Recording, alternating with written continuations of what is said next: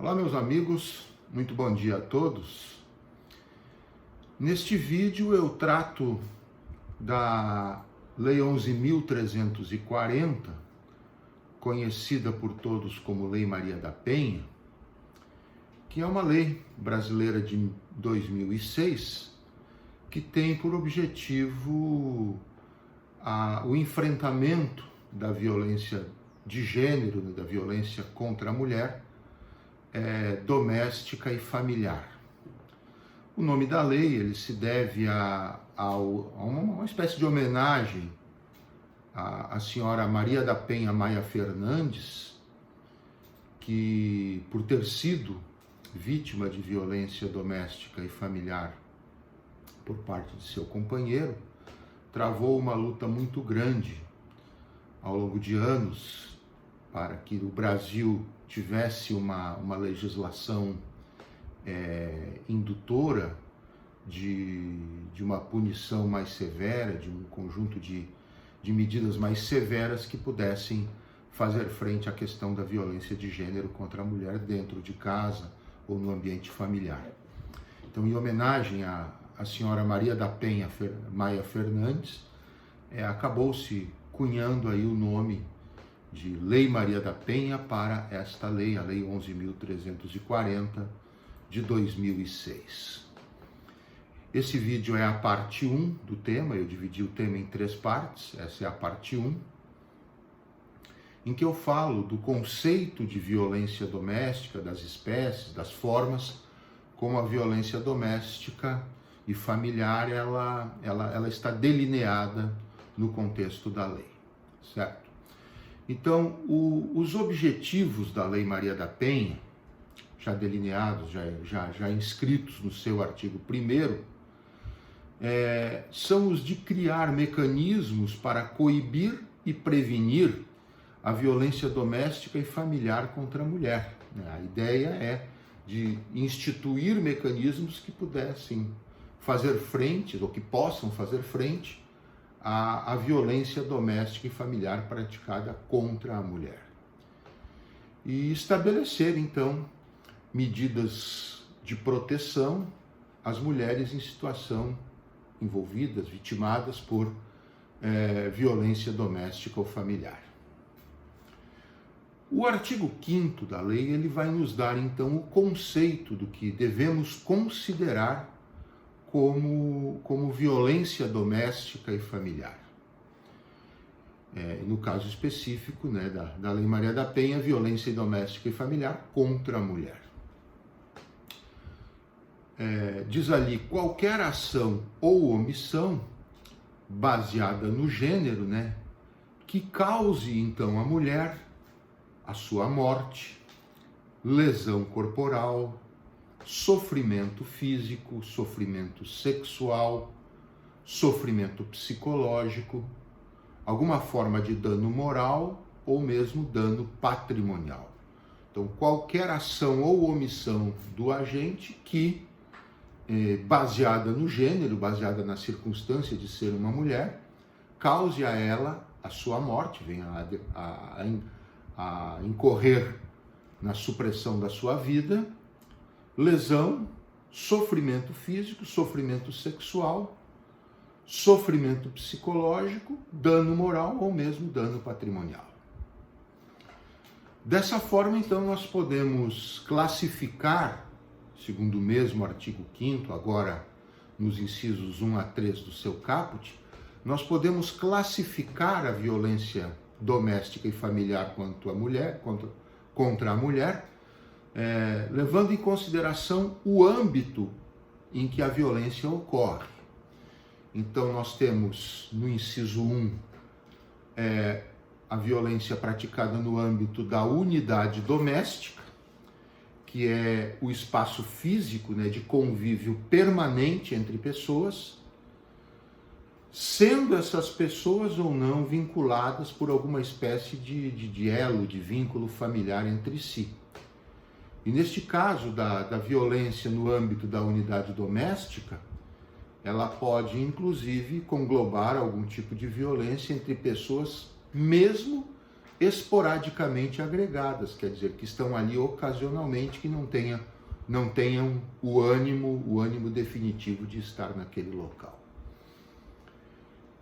Além disso, então, além da violência no âmbito da unidade doméstica, existe também, mencionado no inciso 2 do artigo 5º, a violência no âmbito da família. Daí já não tem a ver com o espaço físico onde a violência ocorre, mas sim as relações de caráter familiar que envolvem as pessoas, o agressor e a vítima.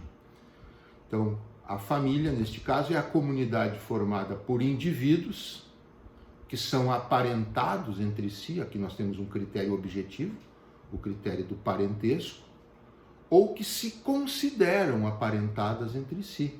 E aí teríamos um critério objetivo, subjetivo. Esses indivíduos, que formam então essa comunidade familiar, podem ser unidos entre si por laços naturais, que são aqueles laços genéticos, parentais, genealógicos, por afinidade, que é o relacionamento com familiares do cônjuge ou do companheiro ou companheira, ou ainda por vontade expressa, quer dizer, por adesão a uma relação familiar mediante manifestação de vontade para tanto, ainda que essas pessoas não sejam vinculadas por laços naturais ou por laços de afinidade. Então, essa comunidade formada por esse grupo de indivíduos vai levar, então, ao conceito de violência doméstica ou familiar praticada no âmbito da família. E ainda temos, no inciso 3, a violência doméstica praticada naquilo que o legislador chama de qualquer relação íntima de afeto. Neste caso, então, envolve a violência praticada em relação a alguém com que o agressor tenha algum tipo de convivência, a vítima tem algum tipo de convivência com o agressor, ou teve essa convivência em algum momento. Essa convivência, ela independe de coabitação, segundo a lei, Então, o sentido dessa convivência envolve, na verdade, compartilhar questões próprias da vida, Pode ser uma relação de namoro, pode ser uma relação de noivado, um casamento, uma união estável, talvez até mesmo uma amizade íntima entre o agressor e a vítima. Então, a relação íntima de afeto é esta relação que há ou que houve, que independe de convívio sob o mesmo teto, mas que une a vítima por algum tipo de laço de convivência, conforme aqui mencionado. Os exemplos mais comuns: namoro que acontece ou que aconteceu, noivado, casamento, uma união estável, mesmo que não haja necessariamente uma coabitação, uma amizade muito íntima, muito próxima, enfim, todas essas relações podem ser tidas como relações íntimas de afeto, e que quando a violência contra a mulher de gênero, então, ela é praticada nesse tipo de relação, estamos falando daquilo que está contemplado pelo inciso 3 do caput do artigo 5º. A partir daí, nós podemos também classificar a violência doméstica e familiar quanto à sua forma. Esse critério da forma, não mais do âmbito, como no artigo 5º, mas o critério da forma, ele vem mencionado no artigo 7º, nos incisos 1 a 5 da Lei 11.340, da Lei Maria da Penha. No inciso 1, nós temos a chamada, então, a contemplação da violência física, que nada mais é do que qualquer conduta que ofenda a integridade ou a saúde corporal da mulher. Então, tem a ver com o físico, com o corpo da mulher. Podemos falar em crime de homicídio, ou no caso, feminicídio. Podemos falar em lesão corporal, podemos falar em maus tratos, enfim, todo tipo de violência que, de alguma maneira, afete a integridade corporal ou a saúde corporal da mulher. Também o artigo 7º fala da violência psicológica, que é a segunda espécie, então, quanto à forma, no inciso 2. E como violência psicológica, nós temos qualquer conduta do agressor que, em relação à mulher, venha lhe causar algum dano emocional, que lhe possa provocar diminuição da autoestima, né? Que prejudique ou perturbe o pleno desenvolvimento da mulher, que também vise de alguma forma degradar ou controlar suas ações, o seu comportamento, suas crenças, suas decisões. Tudo isso está dito lá no inciso 2 do artigo 7º. E neste caso, deve a conduta do agressor, no caso então de dano emocional, de diminuição de autoestima, de prejuízo ou perturbação do pleno desenvolvimento, da degradação ou controle sobre as ações da mulher, sobre o seu comportamento, crenças e decisões. A conduta indutora da violência psicológica, ela deve ser praticada pelo agressor mediante ameaça, mediante constrangimento, humilhação, manipulação, isolamento, algum tipo de vigilância constante, não deixar a mulher respirar, né? Perseguição contumaz, perseguição costumeira, perseguição frequente, né? Insulto, chantagem, violação da sua intimidade, algum tipo de ridicularização, a exploração da mulher, a limitação do direito de ela ir e vir, qualquer outro meio, ou até mesmo qualquer outro meio que lhe cause, né, prejuízo à saúde psicológica ou à sua autodeterminação. Então, todas essas formas de ação que tenham por objetivo danificar emocionalmente a mulher, gerar um prejuízo, uma diminuição da sua autoestima, perturbar o seu desenvolvimento, degradar a mulher em suas ações, em seu comportamento, em suas crenças ou em suas decisões. Todas essas ações, através dessas formas de conduta, vão gerar então o chamado dano psicológico.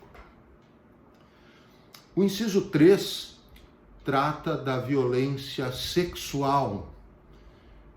E aí, por violência sexual, nós entendemos qualquer conduta do agressor que constranja a mulher a presenciar uma relação sexual quando ela não quer isso, né? A manter uma relação sexual não desejada ou a participar também de uma relação sexual quando ela não quer, quando ela não gostaria de participar dessa relação. Então essa conduta, né, de constranger a mulher a presenciar uma relação, a manter uma relação ou a participar de uma relação não desejada, ela deve ser praticada mediante intimidação, mediante ameaça, mediante coação ou até mesmo através do uso da força. Então, essa é a primeira forma de violência sexual. A segunda é qualquer conduta do agressor que induza a mulher a comercializar a sua sexualidade ou a utilizar a sua sexualidade de qualquer modo que ela também não tenha ou não queira ou não esteja de acordo. A terceira forma é qualquer conduta do agressor que impeça a mulher de usar algum método contraceptivo, tomar algum tipo de anticoncepcional, utilizar de algum instrumento, de algum artefato que permita a ela não engravidar, enfim, qualquer método contraceptivo, quando ele é impedido o uso dele por parte do agressor, também constitui uma forma de violência sexual contemplada pelo inciso 3.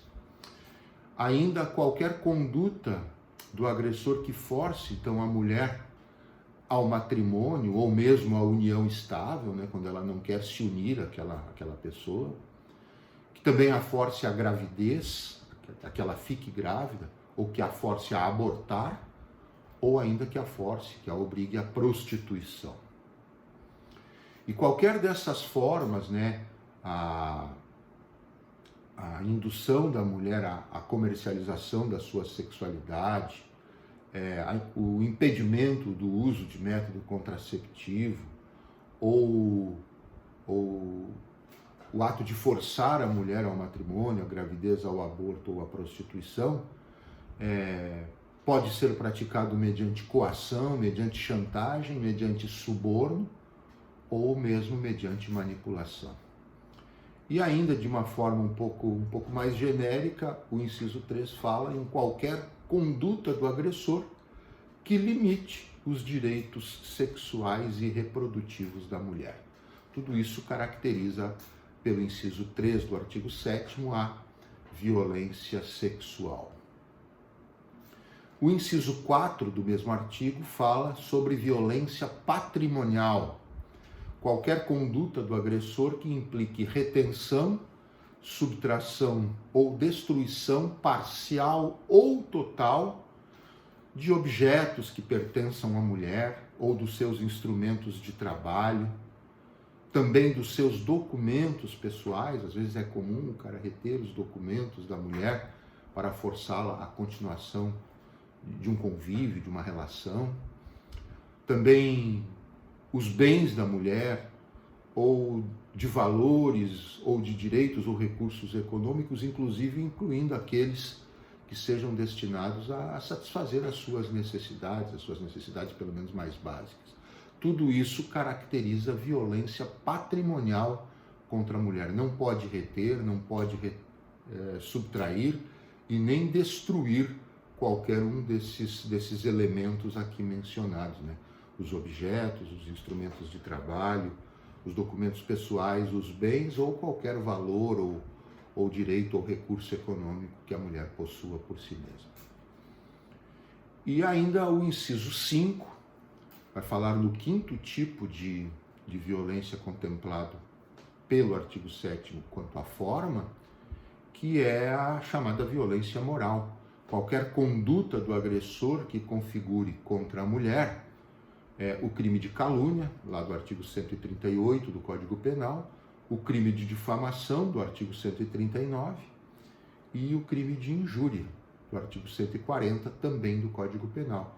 Então, qualquer conduta caluniosa, difamatória ou injuriosa praticada contra a mulher dentro do contexto de violência doméstica ou familiar vai caracterizar violência moral. Certo, meus amigos? Então, aqui eu falei sobre as espécies de violência doméstica e familiar contra a mulher, tanto classificadas quanto ao âmbito, a violência no ambiente doméstico, a violência no ambiente familiar e a violência no âmbito das relações íntimas de afeto. E também falei sobre a classificação da violência doméstica e familiar contra a mulher quanto à forma, a violência física, a violência psicológica, a violência sexual, a violência patrimonial e a violência moral. Certo? No próximo vídeo, no vídeo número 2, eu vou tratar das medidas protetivas previstas na Lei Maria da Penha, na Lei 11.340. Um abraço e até lá.